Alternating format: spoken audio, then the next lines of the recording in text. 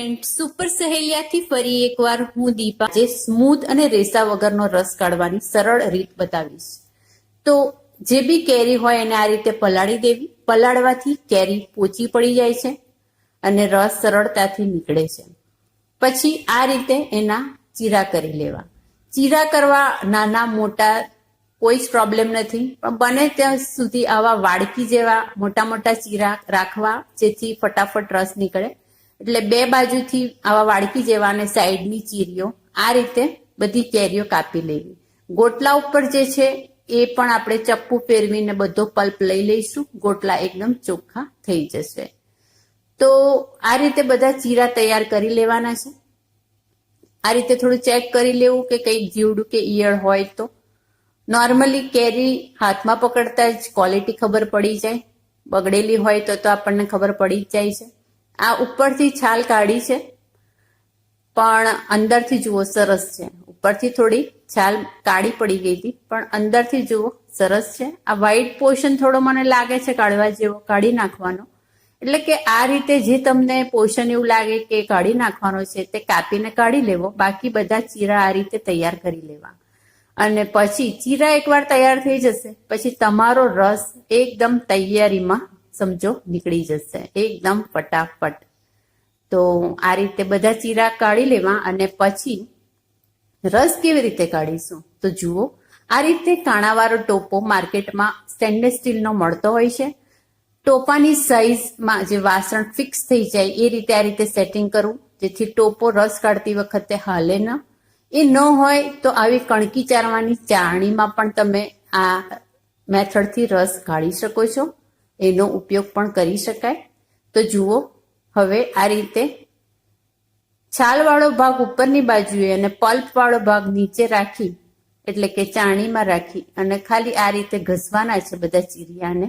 અને સરસ તમારો રેસા વગરનો સ્મૂધ રસ તૈયાર થઈ જશે. બહુ વધારે પડતું પ્રેશર આપવાની પણ જરૂર નથી. કેરી ઓલરેડી પાકેલી હોય છે એટલે ફટાફટ આ રીતે થઈ જાય છે. ન કેરી ગોરવાની માથાકૂટ કે બીજી કોઈ માથાકૂટમાં પડ્યા વગર છોડા તમે બસ આ રીતે ઘસો અને રસ તમારો તૈયાર થઈ જાય છે. આ હું તમને થોડું સ્લોલી બતાવી રહી છું. બાકી એકદમ ફટાફટ તમે ગોળ ગોળ ઘસો એટલે બધો જ રસ નીચે તૈયાર થઈ જતો હોય છે અને રસ રેસા વગરનો અને સરસ પાતળો બનતો હોય છે. તો આ રેસીપી પરફેક્ટ છે જેને રેસા વગરનો રસ ખાવો હોય એના માટે. બાકી પલ્પી રસ માટે તમે ઓલરેડી મેથડ જોઈ જ છે, એ પણ એપ્લાય કરી શકો છો. તો જુઓ, આ રીતે ચીરા નાના મોટા ગમે એટલા હોય પણ તમે સરળતાથી રસ કાઢી શકો છો. કોઈ જ પ્રોબ્લેમ થતો નથી. તો એકદમ ઇઝી મેથડ અને ફટાફટ રસ આ રીતે નીકળી જાય છે. ચીરિયા પણ એકદમ ચોખ્ખા થઈ જાય છે, એટલે કે છાલમાં બિલકુલ જ પલ્પ રહેતો નથી, એકદમ ચોખ્ખી થઈ જાય છે.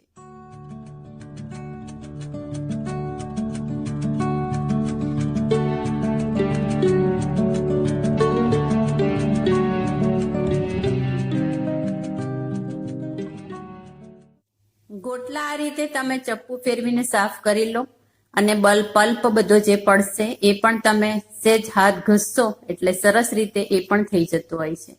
આ પલ્પ ઉપર એક ચીરિયું ઘસીને બધું ફેરવી લીધું અને બધો પલ્પ સરસ નીકળી ગયો. તો છે ને એકદમ ઇઝી મેથડ. ના કોઈ ટેન્શન કે ચલો બ્લેડ વાગી જશે કે કઈ પ્રોબ્લેમ, કોઈ જ નહીં. બ્લેન્ડરનો રસ ઘણીવાર શું થતું હોય છે, નથી ગમતો હતો, અંદર રેસા હોય, પાછો ગાળવો પડે. ત્યારે આ મેથડથી એકદમ પરફેક્ટ ફટાફટ રસ નીકળી જતો હોય છે. તો જુઓ, આ રીતે મેં લગભગ બધો રસ કાઢી લીધો છે. જોઈ શકો છો રસ એકદમ સરસ પાતળો છે, રેસા વગરનો છે. કલર પણ બહુ જ સરસ છે. કેરી બહુ જ મીઠી છે. હું આમાં કશું જ નાખવાની નથી. પીરસતી વખતે બસ મીઠું, સૂંઠ અને ઘી અને પરફેક્ટ ખાવાની મજા આવે. જુઓ, આ બધું એકદમ ચોખ્ખું. તો આ રેસીપી જરૂરથી ટ્રાય કરજો. હું આ રેસીપીથી જે મતલબ મેથડથી રસ કાઢ્યો એ ડીપ ફ્રીઝરમાં સ્ટોર કરવાની છું. સ્ટોર કરવા માટે પણ હું કશું જ નહીં કરું, બસ જીપ લોક બેગમાં આ રસને ભરી લઈશ અને આ મારી તૈયાર થઈ ગઈ. બસ લોક બરાબર ફિટ થયા છે કે નહીં એ ચેક કરી લઈશ અંદરથી બધી એર હોય કાઢી અને લોક કરી અને ડીપ ફ્રીઝરમાં મૂકી દેવાનો અને રસ ગમે ત્યારે 12 માસ એવો ને એવો જ રહેતો હોય છે, એન્જોય કરી શકો છો. આ રીતે થોડુંક નાના નાના ચીરા કરી અને થોડીક ખાંડ નાખીને, એટલે કે 250 ગ્રામ જેટલી કેરીમાં 1 ચમચી જેટલી ખાંડથી થોડુંક કોટ કરીને તમે આ રીતે ચીરિયા પણ સ્ટોર કરી શકો છો અને ગમે ત્યારે તમે આમાંથી પણ મેંગો ફિરની કે મેંગો શેક બનાવવા માટે એનો ઉપયોગ કરી શકો છો. હું આ રીતે આઈસ ક્યુબ બનાવીને ચીરિયા રાખું છું, જેથી મિલ્કશેક સરળતાથી 2 ક્યુબ લઈને 1 ગ્લાસ મિલ્કશેક બની જાય. તો આ કેરીના રસ કાઢવાની મેથડ આપી, સાથે સાથે કેરી સ્ટોર કેવી રીતે કરી શકીએ, રસ સ્ટોર કેવી રીતે કરી શકીએ એ પણ જોયું. Thank you for watching.